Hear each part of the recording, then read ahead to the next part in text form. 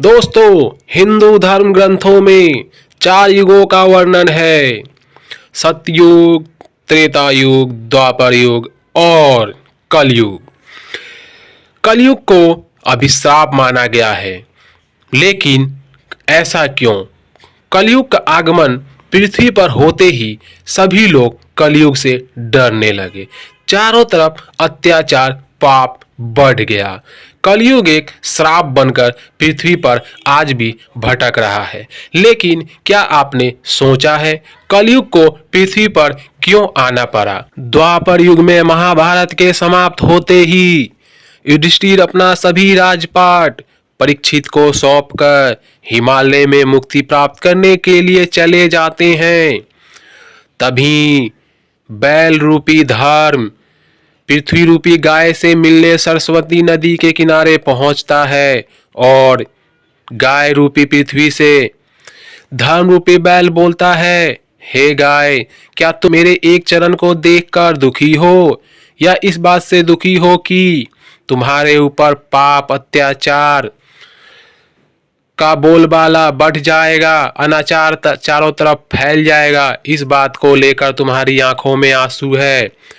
गाय रूपी पृथ्वी बोलती है, बैल रूपी धर्म, तुम तो सब कुछ जानते हो, फिर ऐसा सवाल क्यों? द्वापर युग में भगवान श्री कृष्ण के चरण मुझ पे पड़ता था और चारों तरफ धर्म का बोलबाला था।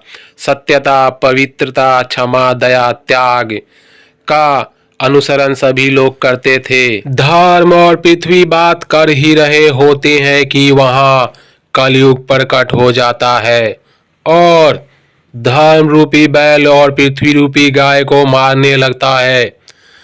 तभी राजा परीक्षित ये सब देख लेते हैं और कहते हैं, रे दुष्ट, तू ऐसा क्यों कर रहा है? और वह कलयुग को दंड देने के लिए धनुष बाण चढ़ाते हैं। तभी कलयुग क्षमा याचना करते हुए राजा परीक्षित के चरणों में गिर जाता है। राजा परीक्षित गाय और बैल के भेष में पृथ्वी और धर्म को पहचान लेते हैं और कहते हैं, हे धर्म, अभी तुम्हारे एक चरण है। सतयुग में तुम्हारे 4 चरण थे, क्योंकि तप, पवित्रता, दया और सत्यता उस समय 4 कारण थे। त्रेता युग में तुम्हारे 3 चरण थे, द्वापर युग में तो 2 ही चरण बचे और कलयुग में तुम्हारे केवल 1 चरण बचे हैं, क्योंकि कलयुग के कारण पाप, अनाचार चारों तरफ फैल रहा है। और वह ऐसा कहकर कलयुग के गिड़गिड़ाने पर राजा परीक्षित ने उन्हें क्षमा कर दिया और कहा, तुम यहाँ से कहीं दूर जाके निवास करो। ऐसा सुनकर कलयुग ने कहा, हे राजा परीक्षित, पूरी पृथ्वी पर तुम्हारा ही साम्राज्य है, ऐसा कोई स्थान नहीं जहां मैं रह सकूं। मुझे कृपया कोई स्थान दीजिए रहने का। काफी सोच विचार करने के बाद राजा परीक्षित ने कहा, असत्य, काम, क्रोध और मद का जहां निवास होगा तुम वहां रह सकते हो। ये सुनकर कलयुग ने कहा, हे राजा परीक्षित, ये मेरे निवास करने के लिए अपर्याप्त है, मुझे कोई और भी जगह दीजिए। इस पर राजा परीक्षित ने कलयुग से कहा, मैं तुम्हें 5वां स्थान स्वर्ण देता हूँ, तुम स्वर्ण में भी निवास कर सकते हो। यह सुनकर कलयुग मन ही मन मुस्कुराता है और वहां से चला जाता है, लेकिन अप्रत्यक्ष रूप से वह राजा के मुकुट में आकर निवास करने लगता है। इस तरह राजा परीक्षित ने कलयुग को 5 स्थान पृथ्वी पर निवास करने को दे दिए।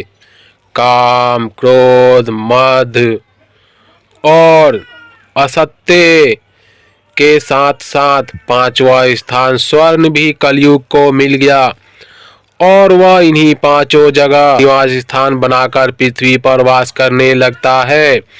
और वह आज पूरे ब्रह्मांड में धीरे धीरे फैल चुका है। कलयुग का साम्राज्य चारों तरफ फैल चुका है, जहां असत्य, पाप, लोभ, मद, काम, क्रोध, वहां पर कलयुग का वास होता है। तो दोस्तों ये थी कलयुग के पृथ्वी पर आगमन की कहानी। अगर आप चैनल पे नए हैं तो चैनल को जरूर सब्सक्राइब करें। मिलते हैं अगले वीडियो में।